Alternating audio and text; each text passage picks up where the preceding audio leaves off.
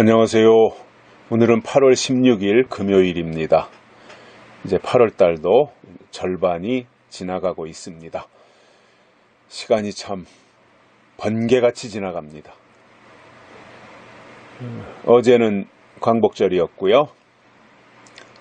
서울에서는 대규모 광복절 태극기 집회가 있었습니다. 여러 팀이 있죠. 태극기 집회, 보수 집회라고 하는 이 집회 진행하는 팀들이 아마 서너 개 되는 것 같습니다. 나름대로 이제 자기 성향에 맞는 곳에 가서 집회에 참여를 하는데 다 이제 애국하는 거죠. 나라를 살리겠다고.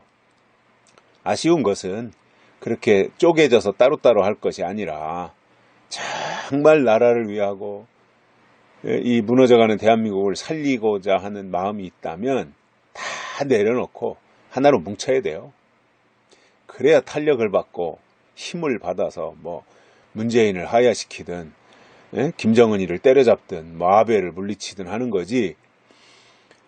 지금처럼 이렇게 뿔뿔이 흩어져 가지고 말이죠. 다 모이면 100만 명 모인다가 치면 따로따로 세 군데 네 군데 하면은 20만 명 30만 명씩 이렇게 분산되어 있으면 그게 시너지 효과를 발휘할 수가 없죠. 이왕이면 그 시간과 물질을 투자해서 애국 활동을 하는데 좀 앞에서 진행하시는 분들이 의기투합해가지고 하나로 결집해서 한 목소리를 내도록 해주시기를 바랍니다.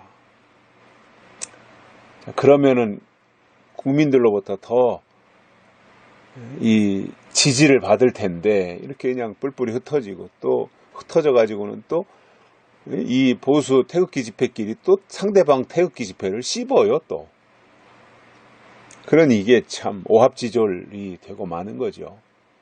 좌파한테 배울 게 그거라고 봅니다. 좌파는 위에서 무슨 좌파 자기네들의 윗선에서 무슨 지시가 내려오면 일사불란하게 그 지시를 딱 따라요. 싫어도. 근데 우파는 다 자기 잘나가지고 자기 목소리 다 내다 보니까 그게 잘 안 됩니다. 어제 비도 오는데 참석하신 분들 애쓰셨고요. 저도 일행이 있어가지고 그 전광훈 목사님이 하는 한기총 집회에 갔다가 비 오는데도 무릅쓰고 갔다가 왔습니다. 좀 아쉽더라고요. 날씨가 좀 좋았으면 더 많이 나오셨고 더 큰 목소리, 함성을 쏟아냈을 텐데 하는 아쉬움이 있었고 또 뿔뿔이 분산돼서 서울역에서 대한문에서 교보빌딩에서 뭐 이렇게 따로따로 하는 것을 보면서 아쉬운 마음이 있었습니다. 그래도 많은 분들이 나와서 나라를 위해서 기도도 하고 또 힘을 보태서 그나마 좀 다행이고 이제라도 뭔가 나라가 대한민국이 바로 갈 수 있도록 기독교가 앞장서서 그 일을 주도하고 큰 물결을 이루어내기를 바라는 그러한 마음을 가지고 참석했었습니다.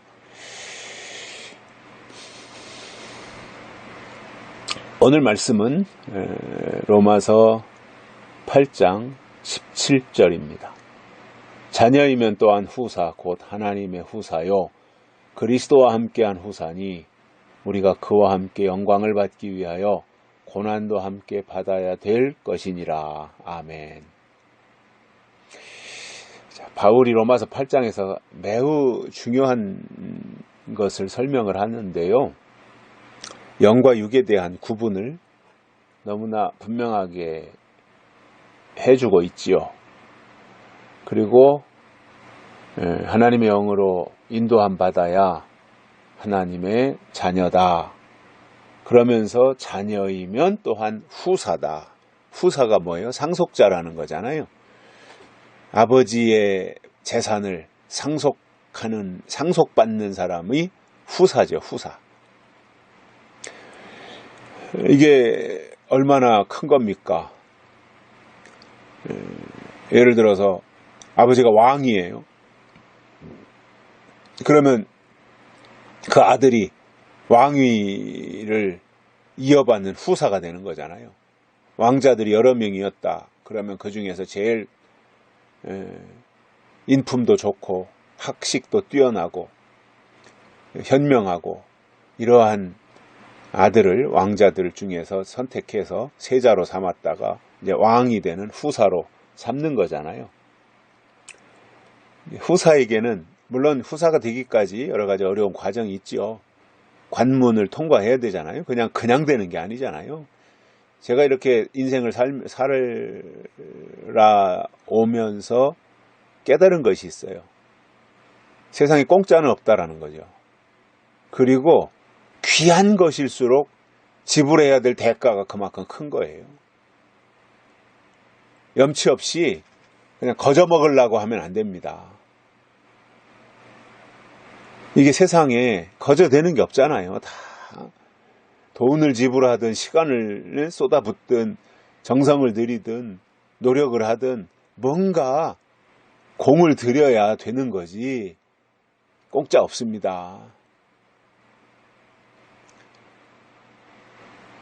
근데 하나님의 후사가 자녀이면 후사가 되는데 후사가 되는 것도 여러 가지 고비고비 넘겨야 될 과정들이 있을 것이고 그 과정을 다 통과하고 나면 이제 드디어 후사의 반열에 서고 그러다가 이제 부모가 돌아가시면 후사가 되는 거지 않겠습니까? 그 자리에 이어서 올라가겠지요.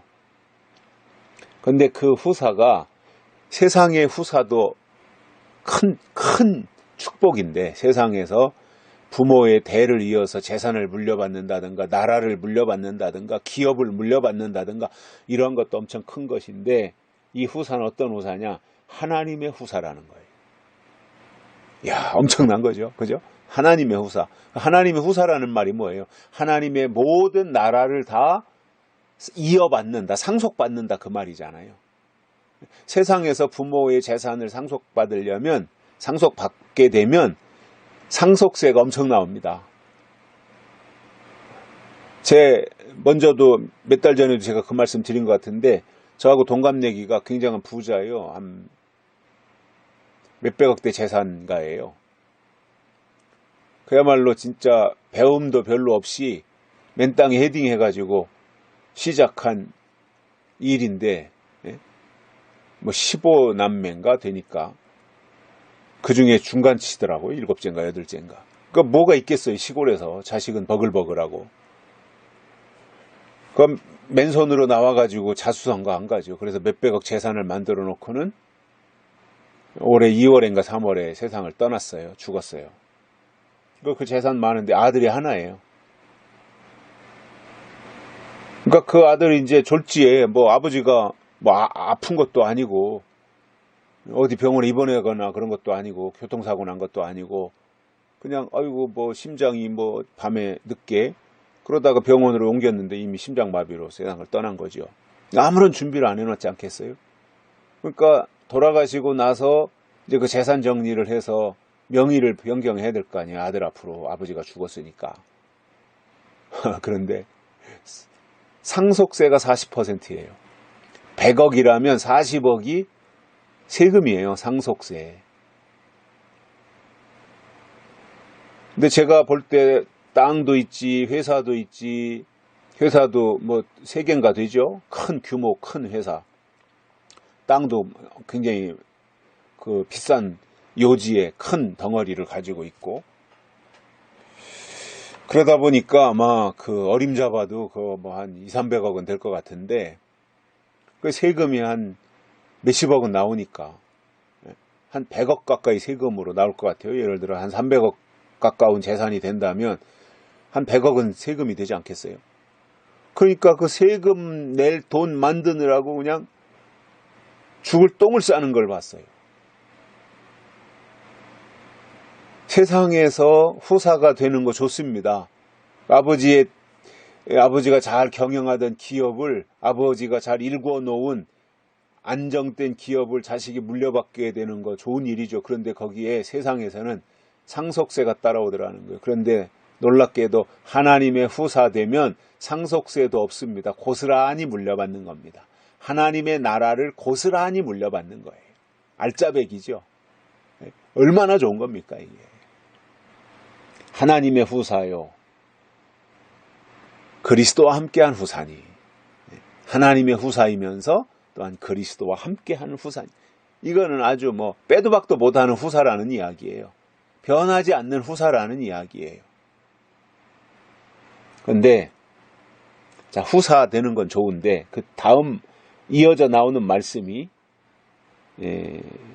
우리가 좀 주의 깊게 봐야 되는 내용이에요. 우리가 그와 함께 영광을 받기 위하여 고난도 함께 받아야 될 것이니라. 후사되는 영광이 있기 전에 고난이 있다는 겁니다. 왕자들이 왕이 되는 수업을 받을 거 아니에요? 왕의 아들로 태어나면 왕자인데 여러 왕자들이 있을 거 아니에요? 그러면은 왕자들이 이제 어렸을 때부터 몽학선생 밑에서 이런저런 그 학문도 배우고 무술도 배우고 다 이런 여러 분야를 다 터득을 하지 않겠습니까? 습득을 해야 되니까. 그러니까 그 과정이 얼마나 힘들겠어요. 그러니까 왕이 되는 수업을 받는 거거든요. 근데 그 수업을 받았다고 해서 다 왕이 되는 게 아니잖아요. 왕자들이 5명이 있었고 5명이 왕이 되는 수업을 받지만 그 중에서 왕은 1명만 되는 거잖아요. 왕은 2명 있을 수 없잖아요. 1명이어야 되는 거지. 근데 이러한 그 영광을 받기 위해서는 고난이 있다는 겁니다. 그 고난 후에 영광이 오는 거예요. 과정이 중요한 겁니다. 과정이 없이 결과는 없는 거예요. 그 과정을 통해서 거기에 걸맞는 결과가 오는 거예요. 그런데 오늘날 교회 다니는 신자들이 고난은 몰라요. 예수 믿으면 고난당한다는 걸 몰라요. 알려고도 안 해요. 근데 기독교의 축복은 고난 후에 오는 영광이잖아요. 십자가가 없이 면류관 있을 수 없잖아요. 노 크로스, 노 크라운. 십자가가 없이는 면류관도 없다라는 거예요. 이게 기독교 진리입니다. 거저먹는 게 아니에요. 예수님으로 인해서, 예수님 때문에, 예수님과 함께, 복음과 함께, 진리와 함께 고난을 받는 거고요. 그 고난의 과정을 통과한 후에 영광이 따라오는 거예요. 면류관이 있다라는 거죠. 왕권 거저되는 거 아닙니다. 자기를 깎아야 되고요. 인내해야 되고 참을 일이 많고요. 기다려야 되고요. 인내해야 되고요. 이 쓴 나무를 먹는 것과 같은 이 인고의 시간들이 얼마나 많이 있습니까? 그것을 다 이겨내고 극복해내야 되는 거잖아요. 거저되지 않습니다.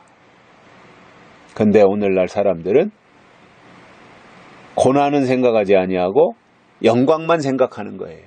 영광 받을 것만 생각하는 거예요. 천국만 바라보는 거예요. 땅에서 연단받고 풀무불 속에 들어가고 대장쟁이의 망치로 붙잡혀서 두들겨 맞고 그래서 새로 지으심을 받는 새로운 피조물, 이것은 연단 과정 속에서 만들어지는 것인데 그거에 대해서는 관심을 가지지 않아요. 그러니까 고난이 없는 것이고 고난이 없으니까 영광도 없는 겁니다.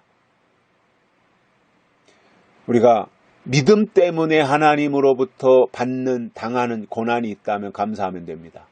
왜냐? 그 이후에 따라올 영광이 있기 때문이에요. 그리고 영광을 안다면 고난은 감당하는 겁니다. 왜 그렇습니까? 현재 고난은 장차 나타날 영광과 좋게 비교할 수 없는 것을 알기 때문에 그렇습니다. 이 사실을 우리 가슴에 품고 하나님의 후사되는, 새하늘과 새 땅에서 하나님의 후사되는, 그리스도와 함께 하나님의 후사가 되는 이 영광스러운 곳을 바라보면서 땅에서 우리가 잘 단련되어지고 다듬어지고 깎아지고 길들여져서 하나님의 나라에서 후사되고 일꾼으로 쓰임받게 되기를 간절히 소망합니다. 오늘 여기까지 하겠습니다. 감사합니다.